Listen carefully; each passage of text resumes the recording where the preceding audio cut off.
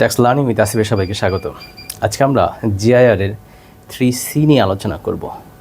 এখানে মিক্সচারের পার্সেন্টেজ এবং ক্যারেক্টারিস্টিক এবং অনেকগুলো ফ্যাক্টর কাজ করবে। যেমন আমরা প্রথমে বলি, এটা একটা ওয়েস্ট বেল্ট। এখানে যদি মিক্সচার থাকে, এক পাশে লেদার, এক পাশে হচ্ছে টেক্সটাইল ম্যাটেরিয়াল। যদি টেক্সটাইল ম্যাটেরিয়াল পরিমাণ যদি 60% হয় আর লেদারের পরিমাণ যদি 40% হয়, তাহলে এটা অবশ্যই টেক্সটাইলের চ্যাপ্টারেই যাবে। আর যদি এটা লেদারের পরিমাণ যদি 60% হয় আর এটা যদি 40% হয়, অর্থাৎ যদি কোনো কারণে একটা 50%-এর চেয়ে একটু বেশি যায়, তাহলে যার মধ্যে যে ম্যাটেরিয়ালটা বেশি থাকবে সেখানে সে প্রায়োরিটি পাবে, অর্থাৎ সেই ম্যাটেরিয়াল অনুযায়ী সেটা শ্রেণী বিন্যাসিত হবে। কিন্তু যদি এমন হয় যে এটা 50%, এটাও 50%, দুইটাই সমান সমান, অর্থাৎ লেদারও 50, টেক্সটাইলও 50, তখন কি হবে? তখন যার এইচএস কোড শেষে, অর্থাৎ দুটো পণ্যের মধ্যে যার এইচএস কোড শেষে, ধরে নিলাম যে টেক্সটাইলেরটার বেল্টের পণ্য হচ্ছে 62 বা 63 চ্যাপ্টারে, 63 চ্যাপ্টার, আর লেদার হচ্ছে 42, তাহলে কার চ্যাপ্টার বা কার রোল নাম্বার লাস্টে দিয়ে গেল? 63, তাহলে এটার এইচএস কোড হবে 63। যেমন আমরা আরও কিছু এক্সাম্পল দিই, যেমন দেখেন যে এটা একটা ফ্যান এবং হচ্ছে একটা টেবিল ল্যাম্প, ফ্যান এবং টেবিল ল্যাম্প। এখন এখানে কিন্তু ডিটেক্ট করা যাচ্ছে না যে এটার মধ্যে কি ফ্যানের ক্যারেক্টারিস্টিক বেশি নাকি লাইটের ক্যারেক্টারিস্টিক বেশি।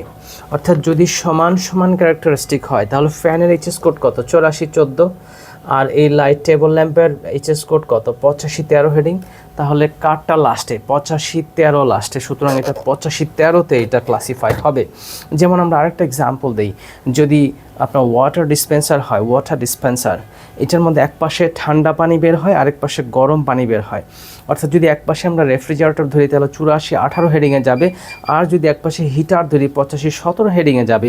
তখন যেহেতু লাস্টেরটা 8517, সেখানে এটা ক্লাসিফাই হবে। কিন্তু যদি এমন হয়, এই টেবিল ল্যাম্পটা দেখেন, এই পাশে একটা ঘড়ি আছে, টেবিল, এখানে একটা টেবিল ঘড়ি আর একটা টেবিল ল্যাম্প। এখন এটার যেহেতু ওন এনার্জি সোর্স আছে, যদি টেবিল ল্যাম্প ধরি তাহলে এটার এইচএস কোড হবে 8513, আর যদি এটা আমরা ঘড়ি ধরি তাহলে 91005, যেহেতু টেবিল ঘড়ি।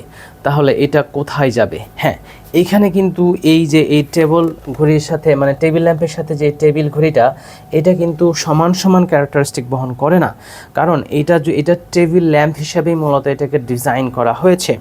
যেমন আমার এখানে এই যে ঘড়িটা চলছে না, কিন্তু টেবিল ল্যাম্পটা কিন্তু জ্বালানো যাচ্ছে, অর্থাৎ এখানে এইটা আমার ফুললি 50-50 ক্যারেক্টারিস্টিক যেহেতু আমার এক্সপ্রেস করছে না, সুতরাং এটা টেবিল ল্যাম্পে যেহেতু এটার ক্যারেক্টারিস্টিক বা বৈশিষ্ট্য বেশি, সুতরাং ওখানে এটা প্রায়োরিটি পাবে।